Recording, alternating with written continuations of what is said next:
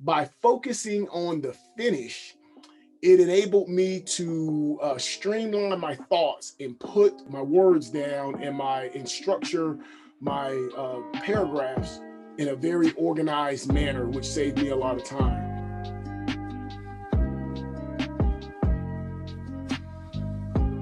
All right, guys, Leonard Geddes here, founder of the LearnWell projects. Wanted to share a few more tips that have helped me in this writing process. Again, my forthcoming book being published by Stylus Publishing sometime in the fall. It's going to be on how to successfully transition high school students into college based upon my research on why good students do bad in college. And I've been in the process of writing this book, and I wanted to share with the hopes of helping other people, such as yourself, improve in your own craft, whether your craft be writing, studying as a student, work as some professional artist, maybe you're a creative person, maybe you're a CEO, or whatever it may be. But I just wanted to pass along some thoughts that have helped me with the hopes that it'll help you too. So in this session, I want to talk about how to focus on the finish. I'm a big believer in conceptualization. I kind of believe that there's a sequence to success in life. There's this conceptualization, which is a long word that simply means your ability to imagine, to see forward. So in business, we talk about leadership. We talk about leaders having vision. Vision is a conceptual activity, right? You can't really see things. We're not talking about what we see out of our real eyes, our natural eyes. We're talking about what we see through our mind's eye. And that's a conceptual. So we understand that in terms of vision, right? A visionary leader can see where an industry is going, to see where, if you're a parent, you can see what your kids need to have at certain junctures in their life in order to develop into the person that you want them to be or that they should be. And so that's vision, that's conceptual. And I believe that I try to find ways to improve my conceptual activity. In fact, in the book, I have a section on conceptual activity because when it comes to students, they are actually engaged in conceptual work and they often don't know how to marshal their conceptual powers. So that's a little side bit of information that may give you a little insight into how this book is going to play out. But let me talk about conceptualization in terms of finishing. So whenever you're engaged in a project, there are stages. There's the beginning, middle, and there's an end stage. And the longer the project or the longer the time horizon on the project, oftentimes that finish can be very vague. And that vagueness is a problem. And what I realized is that I don't know if you know this, but in movies, from what I understand, when directors are making movies, the first scene that they make is the finishing scene, the final scene. And the reason they do that is because everything can then build toward that final scene. Whereas if they started just in the middle or in the beginning, you could end up with this project, this movie that has multiple different directions it can take, which of course doesn't allow you to really focus in within the given time frame in creating that movie product. So how has this helped me? When I was writing, I realized that I was very good at coming up with a unique idea, a unique perspective. I'd read research or I'd have experiences from my past that I saw this as being very relevant to the audience.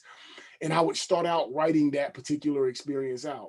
But then somewhere along the way, I would get I would sort of get turned around, or I would just not progress in the way that I thought I should have. So I'd start off going here and it's a straight line, and then I end up kind of going here, going down, going around. And then I'm like, am I going up or down now? So I wanted to correct that because I saw that again as something that was making me less productive. And I started to apply these three principles that I would like to share with you in the hopes that they'll help you too. The first one is I just begin to focus on the finish. So when I get that thought, that idea about what it is I'm going to do, what I wanted to say, I would focus on how do I want to end this sentence? How do I want to end this paragraph? Not what the paragraph is about. How do I want to end it? Do I want to end it with a story? Do I want to end it with a quote? Do I want to end it with a sort of underlined point that I made in the beginning of the paragraph? Do I want to have a summation statement at the end of that chapter that ties it back to the beginning? How do I want to end it? And by focusing on the finish, it enabled me to streamline my thoughts and put my my words down and structure my paragraphs in a very organized manner, which saved me a lot of time. So for example, I'm writing this chapter in the book on how one of the challenges students have to overcome in college is that the high school has a very unique thing called a workspace. And it's this space where students actually start, finish assignments, they get feedback, and all these other types of reinforcement that facilitate their learning. Well, when they get to college, that entire workspace model is removed. I call it the conveyor belt system in high school. And then when they get to college, that's completely removed. And so now students have to learn how to re-envision and recreate that workspace. And so after I interviewed some of my high school teacher colleagues and I interviewed some of my college students and professors and just trying to get this out, I had a very clear idea what I wanted to say, but I didn't know how to finish it. But then when I was able to focus on, this is how I want to end the high school portion of the workspace, and this is how I want to end the college transition of the workspace, it really helped me out. So the first lesson is focus on the finish first, okay? Second, write the end. So this is sort of a building on the previous principle, is I would write out the end of it first. I would bypass the beginning, the middle, and I would focus on, this is how this particular paragraph is going to end. And once I had a clear conception or idea of what that was going to look like and sound like, I could then go back and write that paragraph much more efficiently and much more interestingly, I thought. So that's number 2, which is write the end first. And then number 3 is make a checklist. You know, when it comes to finishing, I'm a person that I realize I have some trouble. I think I said this in one of the previous posts. I have a trouble with finality. I see so many different ways of doing something that I struggle to just check it off and say, I'm done with that. And so in order to overcome that, I just created a short 3 to 5 thing checklist where I'll just write down, does it have this, this, this, and that? So for example, it might be, do I have some kind of research basis that I've included in this particular section? Check. Do I have a story that brings this research to life? Check. Do I have some other component, you know, whether it be,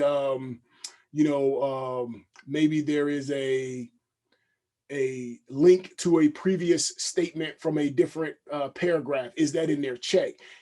That helped me so much, because then when I go back and I start to get into my mind, get into my feelings and start thinking about, well, am I finished with that? Do I want to say more? I can go to that checklist and say, no, I've checked these things off. Time to move on. So those 3 principles are, number 1, focus on the finish first. Number 2, write the end at the beginning.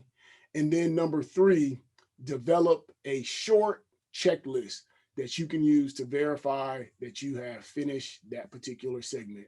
So these have helped me. Again, a new writer, I've enjoyed the process, and these are some of the things that have helped me stay on track, stay productive, and not get sort of stuck in the mully grubs. I don't believe in writer's block. I think I've said that before. You know, you don't hear about people having,